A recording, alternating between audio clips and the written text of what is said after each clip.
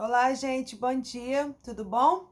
Deus abençoe sua vida, seu coração, sua mente, estejam aí ligados, conectados com o reino de Deus, com o Espírito Santo agindo e manifestando, amém, na sua vida. Hoje nós vamos continuar tratando um pouquinho mais sobre oração, porque na verdade nós não temos que buscar um momento de oração, nós temos que ter a consciência que nós devemos ter uma vida de oração, um estilo de vida de oração, que nós devemos permanecer nele para que ele permaneça em nós. Está escrito isso lá em João, para que a gente venha permanecer nele, porque dessa forma nós não vamos precisar entrar e sair da presença de Deus. Nós simplesmente vamos estar nele. Ao acordar, ao deitar, fazer tudo que eu tiver que fazer durante o dia, eu vou estar nele. Amém? Que a gente tenha essa consciência, que não é entrar e sair da presença dele, mas simplesmente estar nele.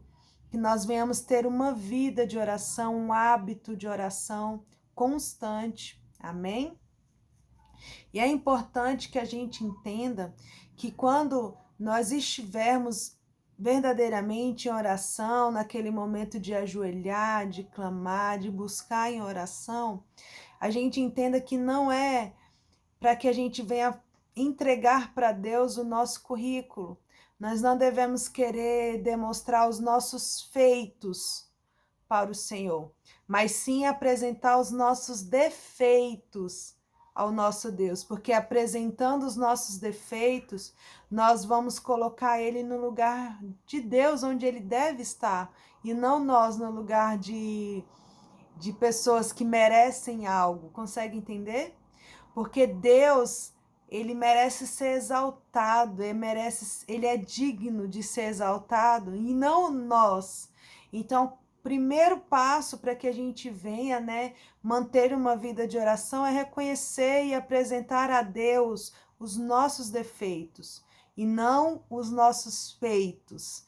Olha o que diz a palavra de Deus em Tiago, capítulo 5, versículo 16, diz assim: confessai as vossas culpas uns aos outros e orai uns pelos outros, para que sareis. A oração feita por um justo pode muito em seus efeitos. Então, dessa forma, a gente já entende que nós devemos sim expor para Deus ou para as pessoas que estão em parceria de oração conosco os nossos defeitos, as nossas falhas, para que Ele venha corrigir. Porque não é apresentar para Deus as suas grandezas, mas é reconhecer a grandeza de Deus em nos abençoar, em nos corrigir, em nos moldar. Amém? E dessa forma, a gente consegue entender que buscar uma intimidade com Deus, buscar uma vida de oração com Deus, é como se a gente estivesse em um ambiente vamos colocar o ambiente de uma casa. E a nossa casa tem vários cômodos, não é verdade? E quando a gente vai, nos ajoelhar, quando a gente vai mesmo descer em oração, a gente costuma entrar nessa casa, para que a gente possa imaginar isso. Eu estou dando esse exemplo. Então, quando você, por exemplo, começa entrando na casa pela sala, como a gente falou, que é o lugar onde você vai adorar a Deus, reconhecer a grandeza dele, orar pelo mundo, pelo Brasil, pela liderança.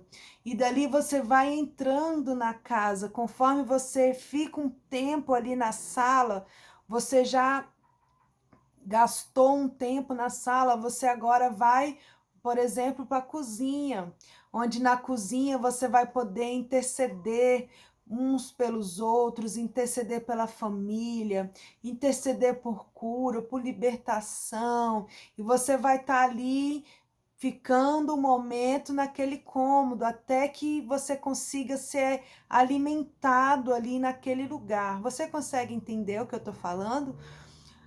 E depois que você está ali na cozinha, você quer ir Por exemplo, no banheiro, onde você vai se lavar, onde você vai se limpar, onde você vai expor o seu eu verdadeiramente, onde você vai se despir diante de Deus e você vai ali expor as suas dores, as suas lutas, as suas batalhas interiores, e você vai gastar um tempo ali naquele cômodo até que você se sinta limpo naquele lugar.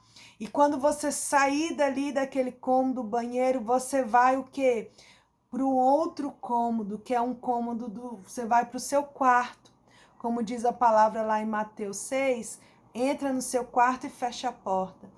Ali, depois de você ter gastado um tempo na sala, conversando com Deus, adorando Ele, ter passado um tempo ali na cozinha, no cômodo, né? Alimentando, né? Intercedendo, dando um alimento para alguém, né? Apresentando a Deus, a Jesus, alguém, cura, libertações. Depois de você ter passado no banheiro, ter se lavado, se despido, se exposto ao Senhor, aí agora sim você consegue entrar num cômodo secreto, num cômodo onde há intimidade, onde há um relacionamento íntimo entre você e Deus, entre você e Jesus e o Espírito Santo, e vocês conseguem se tornar um porque você já passou por todos os cômodos e chegou no cômodo principal, porque vamos colocar um exemplo, uma visita, você nunca leva uma visita para o seu quarto, porque uma visita ainda não tem intimidade, consegue entender? Você fica ali na sala, qualquer coisa leva para a cozinha. Então, para a gente entrar num ambiente espiritual, para a gente entrar numa atmosfera de adoração, que a gente venha ter esse raciocínio, que eu só estou dando um exemplo para que a gente consiga entender que até que chegue a um ponto de intimidade, a gente tem que ter gastado tempo ali na sala, tendo gastado tempo na cozinha, tendo gastado tempo de um bom banho no banheiro com Deus, mas em formatos de oração, consegue entender? Até que finalmente você chegou num cômodo de intimidade com Deus. E é dessa forma, são fases, são etapas, é tempo que eu gasto com Deus, é tempo que eu gasto conhecendo Deus, conhecendo o meu manifestar em oração com Ele. Por isso que a gente diz que é uma vida de oração. Não é 5 minutos de joelho que você vai dizer que orei. Não, é você criar um ambiente espiritual até que o seu corpo, a sua alma e o seu espírito seja transpassado para outra dimensão, até que a sua boca comece a falar coisas que o seu eu não falaria, até que você fale a língua do céu. Um ambiente de oração individual ali, intimidade, você começa a falar a língua do céu, você começa a falar em língua estranhas, né? Em língua dos anjos. Então, um ambiente de oração é sobrenatural, é inexplicável. Você vai para outra dimensão. A sua mente é conectada com a mente de Cristo. O seu coração começa a acelerar, você começa a chorar porque você não consegue explicar o mover que acontece quando você cria um ambiente inteiro de oração. Consegue entender? Então, que você venha buscar a Deus dessa forma, buscar montar uma atmosfera espiritual, um campo de batalha, uma casa espiritual, nesse sentido que eu estou falando, que você vai viver em outro mundo, você vai conseguir viver verdadeiramente em outro mundo. E isso é manter uma vida de oração. Que você consiga ter livros, invista em como aprender a melhorar a sua vida em oração. Tem um livro do Michael Bickle, que é Crescendo em Oração, é um manual de oração incrível. Invista nisso, que eu tenho certeza que você vai ser uma outra pessoa. Entrar, né, viver em um ambiente de oração é estar em outra dimensão, é sobrenatural e é um relacionamento real com Deus. E é isso que Ele mais quer de nós, manter, vivermos em um relacionamento real com o Pai. Deus abençoe a sua vida, em nome de Jesus.